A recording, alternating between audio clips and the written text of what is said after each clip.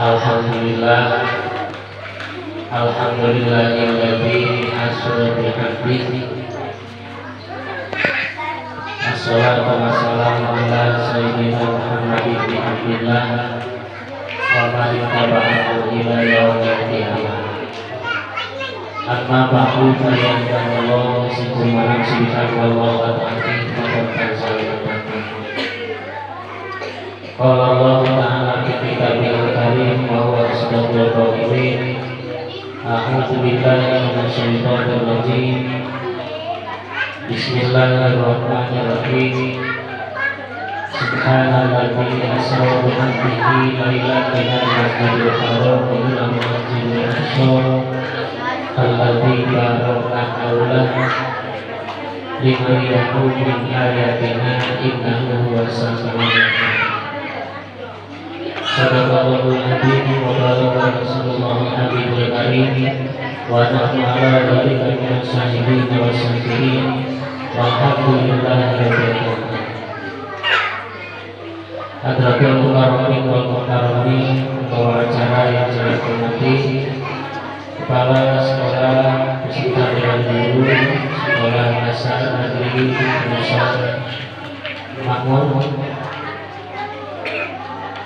Bapak Komite, tokoh masyarakat, tamu undangan, ibu-ibu, hadirin hadirat beserta adik-adikku sekalian. Semoga kita semuanya dapat Allah Subhanahu wa taala. Amin ya rabbal alamin. Adik-adik semuanya mau mendengarkan enggak? Kalau begitu dia yang ribut ya. Mau berkisah tentang apa sekarang? Isra Mi'raj Nabi Muhammad Sallallahu Alaihi Wasallam. Isra itu artinya apa? Isra artinya diperjalankannya Nabi Muhammad Sallallahu Alaihi Wasallam pada satu malam. Jadi Nabi Muhammad berjalan sendiri atau dijalankan? Nabi Muhammad jalan sendiri atau dijalankan? Diberjalankan. Karena kalau jalan sendiri sangat jauh. Jauh ya? Duduk. Karena kalau berjalan sendiri sangat jauh. Dari mana? Dari Mekah ke Masjidil Aqsa. Dari Masjidil Haram ke Masjidil Aqsa. Dari mana? Masjidil Haram letaknya di Mekah, sedangkan Masjidil Aqsa letaknya di Palestina. Masjidil Haram di mana? Di Mekah. Kalau Masjidil Aqsa di mana? Palestina. Jauh atau dekat? Jauh sekali. Kalau diukur kurang lebih 1.400 kilometer. Percaya enggak? Kalau enggak percaya ukur sendiri. Jadi sangat jauh. Dari sini ke Kapuas jauh dekat? Jauh. Tapi itu paling 50 km ya? Kurang lebih 50 km. Sedangkan dari Masjidil Haram ke Masjidil Aqsa 1.400 km. Kalau lihat Bapak Google itu dari Bandung Surabaya saja 600 km, kurang lebih 666,77 km dari Bandung ke Surabaya. Dari Pulau Jawa bagian barat sampai Jawa di timur itu cuma 600 km kurang lebih.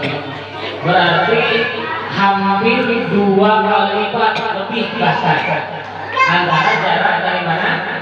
Dari Masjidil Haram ke Masjidil Aqsa. Berarti kalau jauh harus jalan sendiri atau naik kendaraan? Naik kendaraan. Kendaraan apa yang dinaiki oleh Nabi Muhammad? Kendaraan yang dinaiki oleh Nabi Muhammad adalah disebut kendaraan buruk. Buruk itu diambil dari kata barkun, artinya kilat. Berarti kendaraan itu berjalannya secepat kilat. Nah, kalau berjalan kendaraannya itu secepat kilat, berarti berjalannya cepat atau lambat? Sangat cepat sekali. Nah, akan tetapi Nabi Muhammad SAW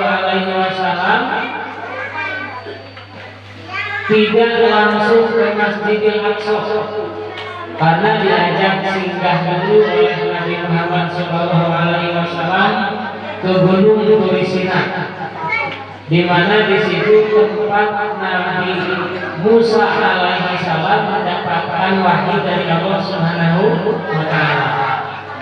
Bertanya kepada malaikat Jibril, wahai Jibril, ini tempat apa namanya? Ini Gunung Turisina. Tempat apa? Tempat Nabi Musa mendapatkan wahyu dari Allah. Berjalan lagi sampai ke Baitul Lahmi atau sekarang disebutnya Bethlehem. Ini tempat apa Jibril? Ini tempat kelahiran Nabi Isa alaihissalam. Nah, jadi Nabi Muhammad diajak singgah ke beberapa tempat supaya Nabi Muhammad mengenang masa-masa yang lalu, nabi-nabi dan rasul yang terdahulu. Nah, supaya mengenal daerah dan lingkungan yang berada di sekitar kota Mekah. Nah, berarti seperti kata Bapak sekolah tadi, kita juga harus mengenal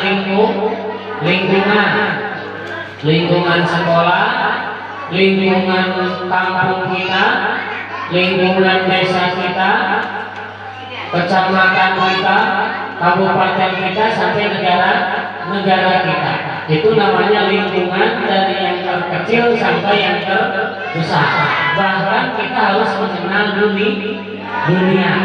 Nah, ini adalah tujuan daripada kita belajar atau melaksanakan pendidikan. Jadi Nabi Muhammad juga diberikan pengetahuan. Nabi Muhammad orang mana? Nabi Muhammad orang mana? Orang Mekah. Apakah Nabi Muhammad hanya diam di Mekah gitu kan kemana-mana? Tidak, diajarkan pertama kali melalui Isra tadi.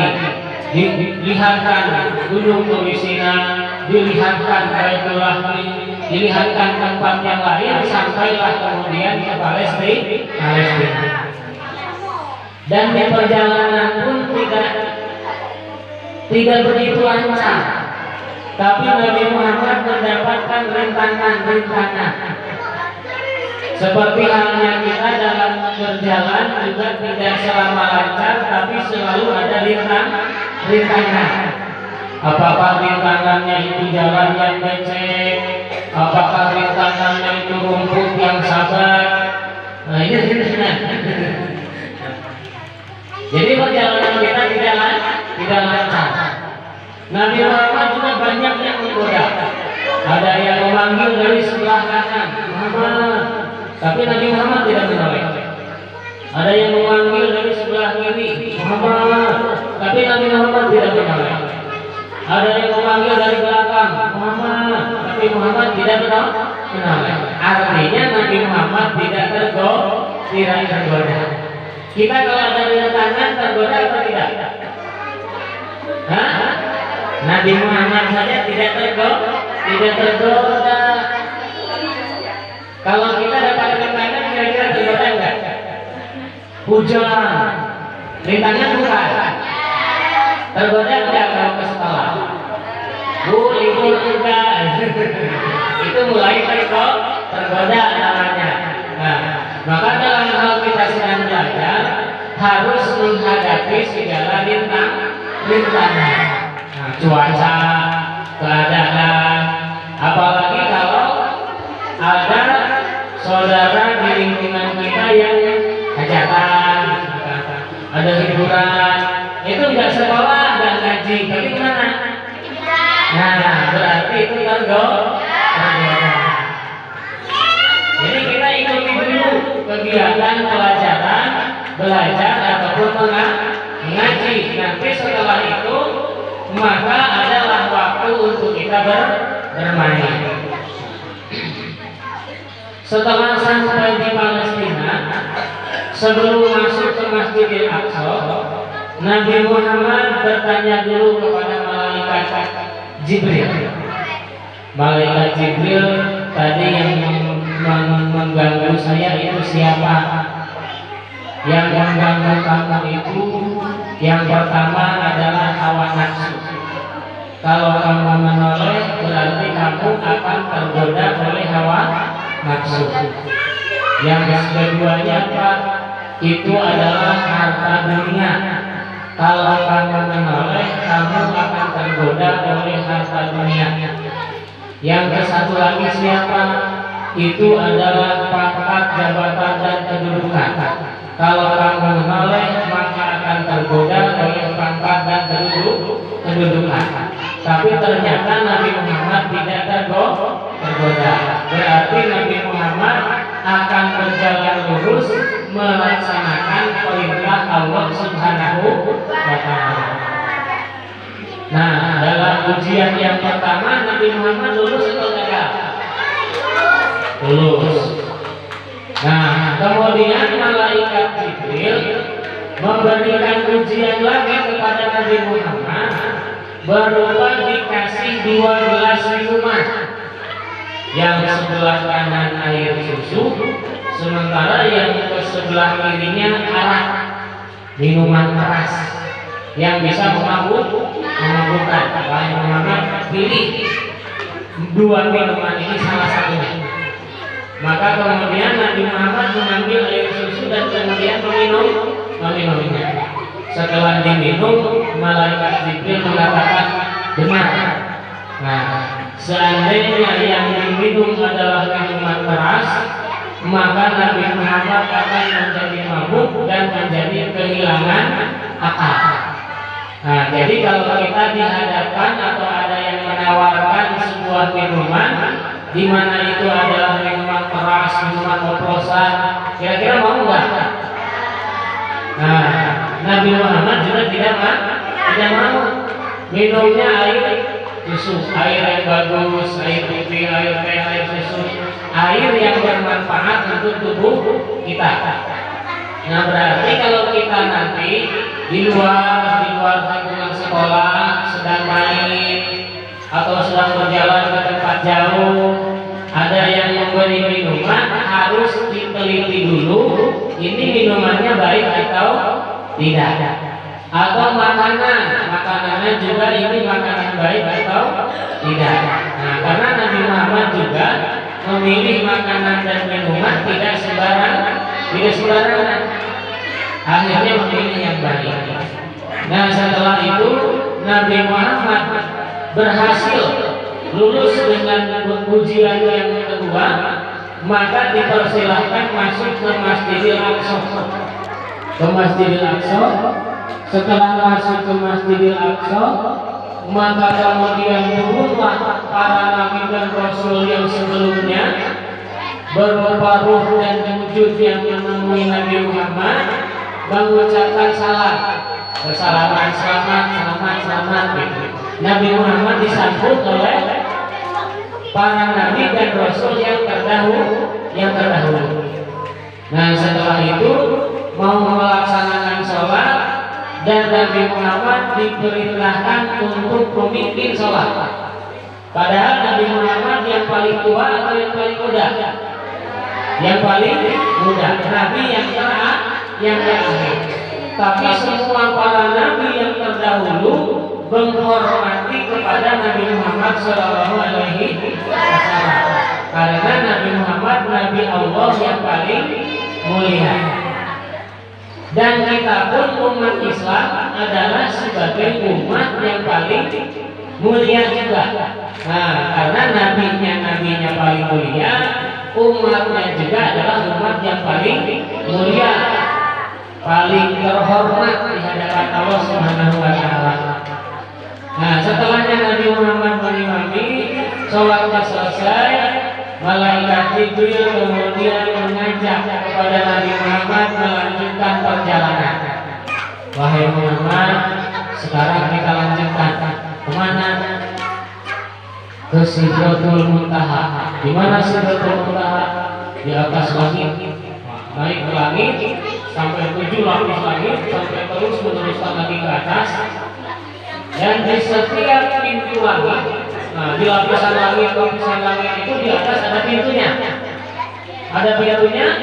Malaikat Jibril menutup pintu, bukan pintu kayak ini, pintu langit kita yang tidak tahu. Malaikat berjalan-jalan bertanya, siapa itu yang datang? Saya, malaikat Jibril. Siapa yang bersama kamu? Nabi Muhammad. Kalau begitu silakan masuk. Masuk. Di langit yang pertama bertemu dengan Nabi Adam alaihissalam. Bertemu dengan siapa? Nabi Adam alaihissalam. Masuk langit yang kedua begitu juga. Diketuk, ditanya, silakan masuk. Di langit yang kedua Nabi Muhammad bertemu dengan Nabi Isa alaihissalam. Langit kedua bertemu siapa? Nabi Isa.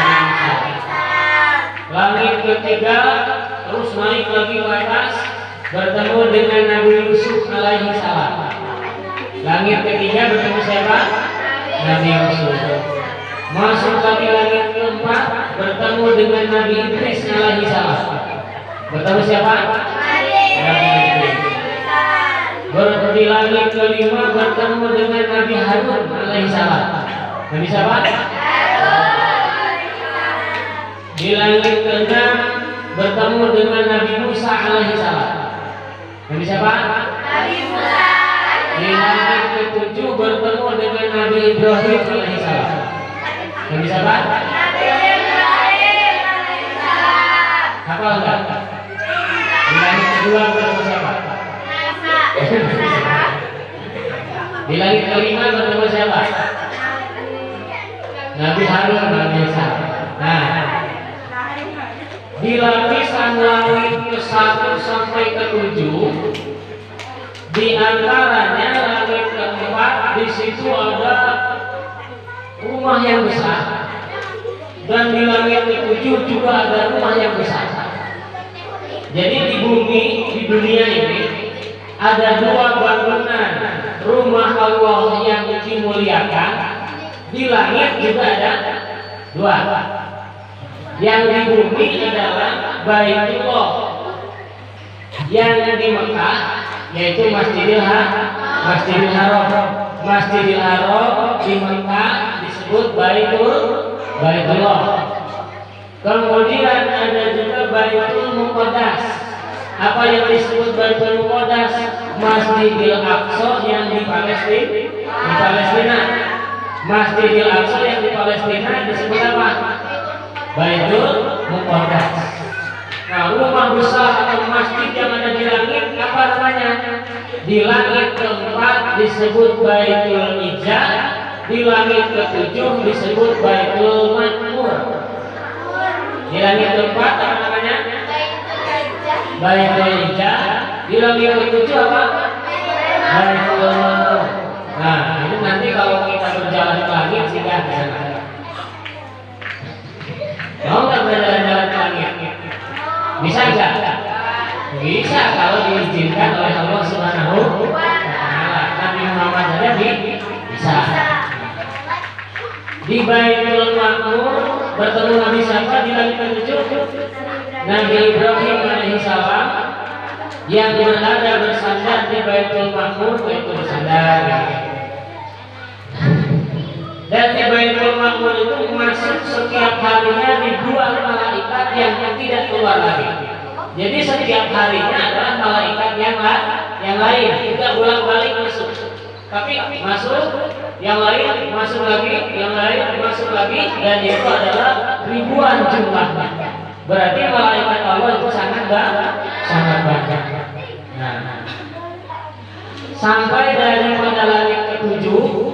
Kemudian di situ ada rok itu namanya tangga yang agung yang mulia. sampai ujung tangga itu ada mustawan. Mustawan itu adalah daerah yang kekuasaan Allah di mana di situ sangat besar. Makhluk Allah yang tidak diizinkan tidak bisa melewati mustawan. Kalau yang diizinkan baru bisa. Nah, Nabi Muhammad SAW beserta malaikat Jibril hanya sampai rokok saja. Wahai Muhammad, ini dari sini ke sana ke Sidratul Muntaha namanya mustawan.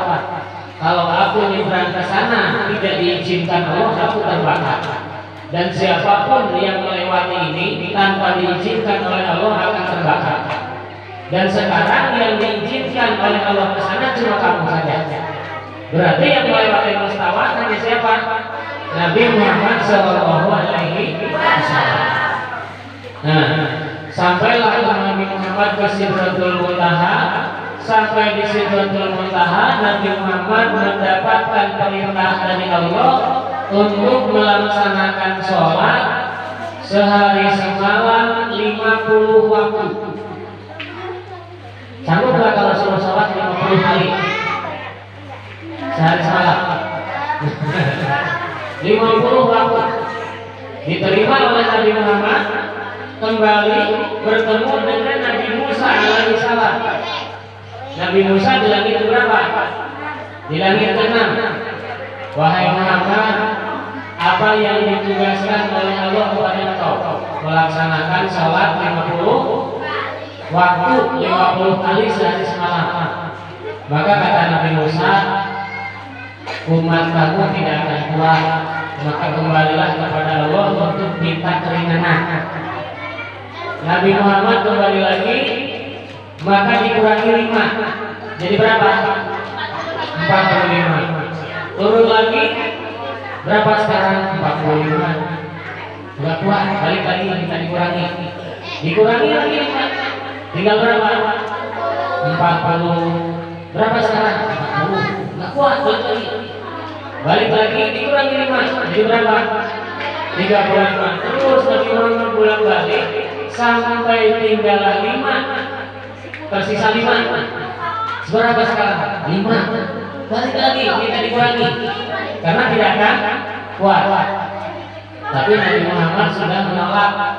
Saya sudah malu bolak-balik minta dikurangi. Maka 5 waktu ini diterima. Diterimalah waktu sholat sehari semalam 5 waktu. Apa saja? Zuhur, asar, maghrib, isya, subuh. Pelaksanaan sholat 5 waktu ini adalah untuk ketakwaan kepada Allah Subhanahu wa Ta'ala. Kata bapak kepala sekolah tadi, kita harus beriman dan bertakwa. Beriman artinya percaya. Bertakwa artinya melaksanakan perintah Allah. Beriman, percaya. Percaya tidak Nabi Muhammad Isra Mi'raj? Percaya. Sudah melaksanakan sholat yang 5 waktu atau belum? Nah, berarti kalau kita percaya namanya beriman. Kalau kita melaksanakan perintah Allah berarti namanya takwa. Maka akanlah berhasil yang disebut oleh bapak kepala sekolah tadi. Kita dianjurkan beriman dan bertakwa kepada Allah Subhanahu wa Ta'ala. Nah, jadi setelah Nabi Muhammad mendapatkan wahyu sholat 5 waktu, turun lagi sampai ke bumi. Besok paginya menceritakan tentang Isra Mi'raj. Besok paginya cerita. Oh, orang kumpul. Kenapa? Saya dari malam Isra Mi'raj, dari sini, dari Masjidil Haram ke Masjidil Aqsa, dari Masjidil Aqsa ke Sidratul Muntaha, balik lagi. Nah, orang-orang ada yang langsung tidak percaya. Bohong katanya. Masa perjalanan yang jauh tapi semua serentak saja? Ada yang ragu-ragu. Nabi Muhammad ini tidak pernah bohong. Tapi kisahnya pagi hari ini tidak masuk Tidak masuk akal. Itu benar apa enggak? Mau nggak percaya selama ini Nabi Muhammad tidak pernah bohong, mau percaya tapi aneh. Nah, akhirnya orang yang kedua ini ragu-ragu. Adalah kemudian yang langsung percaya, yaitu teman Nabi Muhammad sejak kecil yang bernama Abu Bakar. Abu Bakar menyatakan kepada orang-orang, kalaupun Nabi Muhammad pergi lebih jauh daripada itu, kalau yang ceritanya adalah Muhammad, aku percaya. Nah, sehingga Abu Bakar diberi gelar As-Siddiq. Sampai sekarang kita kenal Abu Bakar As-Siddiq. Artinya Abu Bakar yang percaya membenarkan kepada kisah Nabi Muhammad Shallallahu Alaihi Wasallam. Kita masuk kepada yang tidak percaya, masuk kepada yang ragu-ragu, atau masuk kepada yang percaya? Masuk kepada yang percaya. Kalau ada yang mengatakan bahwa Nabi Muhammad di suatu kitabnya itu bohong, kita akan ikut atau enggak? Enggak, karena sudah dijelaskan di dalam Al-Quran, juga sudah diceritakan di dalam Al-Hadis. Kalau kita orang yang beriman, maka kita harus percaya. Bahkan orang yang percaya yang tidak percaya tadi menantang Nabi Muhammad. Wahai Nabi Muhammad, coba angkat kaki kamu yang kanan. Nabi Muhammad kaki yang kanan diangkat. Sekarang angkat kaki yang kiri. Otomatis kaki kanannya turun, kaki kiri yang diangkat. Coba sekarang angkat dua-duanya. Bisa nggak? Yang nggak bisa, karena berarti kalau diangkat dua-duanya jatuh. Nah, maka disitulah Nabi Muhammad dari Mekah ke Masjidil Aqsa, bahkan sampai ke Sidratul Muntaha, tidak berjalan sendiri, tapi diberjalankan. Artinya naik kendaraan. Misalkan sekarang Jepri tidak ada di sini, umpamanya. Pas tengah hari jam 1 ada. Kamu dari mana? Dari Kapuas. Percaya nggak? Maka jauh Kapuas. Naik kendaraan. Kira-kira Jepri bisa nggak berjalan di atas air? Tapi kenapa sampai ke Kapuas? Naik kendaraan, naik motor. Berarti Nabi Muhammad juga kalau suruh berjalan sendiri, maka dia tidak bisa. Tapi karena diberjalankan oleh kekuasaannya Allah, maka bisa terjadi. Nah, itu adalah keimanan kita kepada Isra dan Mi'raj Nabi Muhammad Shallallahu Alaihi Wasallam. Secara singkat, dari mana ke mana? Dari Masjidil Haram ke Masjidil Aqsa. Dari Masjidil Aqsa Mi'raj ke mana? Ke Sidratul Muntaha. Kemudian kembali lagi membawa apa? Membawa perintah untuk melaksanakan sholat. Nah, mudah-mudahan dengan hikmah kita melaksanakan peringatan Isra Mi'raj, maka kita mengambil hikmah yang pertama beriman, artinya percaya, dan kemudian bertakwa artinya apa? Menjalankan perintah Allah. Sudah siap semuanya? Insya Allah. Siapa yang sudah rajin sholatnya 5 waktu? Ada yang sholatnya sholat duhur aja sama asar, kalau ngaji tapi. Nah, kalaupun pada tidak ngaji, maka di rumah juga harus sholat. Siapa yang bisa melaksanakan sholat di rumah ada? Ada bisa melaksanakan sholat di rumah? Nah, kalau di rumah harus melaksanakan sholat itu tiang agama Islam. Nanti yang di alam kubur kalau yang dipertanyakan juga adalah sholat.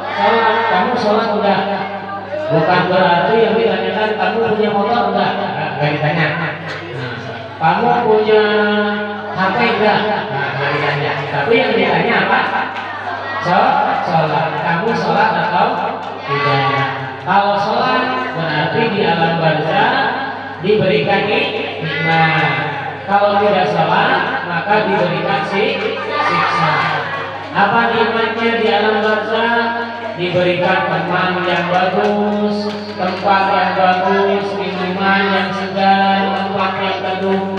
Kalau tidak sholat diberikan siksaan yang sangat berat, yaitu ditemani dengan teman yang sangat garang, dan teman itu membawa seekor ular yang sangat besar dan gagah. Orang ular itu namanya Suja'ul Aqrab. Ular apa namanya? Suja'ul Aqrab. Di mana ular itu akan mencengkram dengan kukunya, kayak ular naga ya kukunya, menggigit dengan giginya, dihantamkan kita ke tanah, diambil lagi, dihempaskan lagi, diambil lagi, dihempaskan lagi, sampai tulang-tulang kita itu patah, remuk. Nah, kira-kira berat tidak siksaan dari Allah? Kalau sholat berat tidak? Jadi mending sholat, mending disiksa. Insya Allah.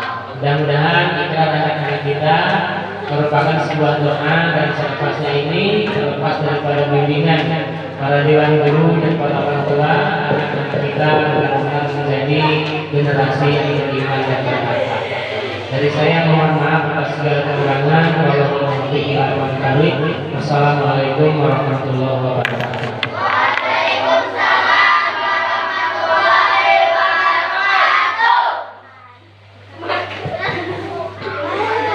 Acara yang kelima yaitu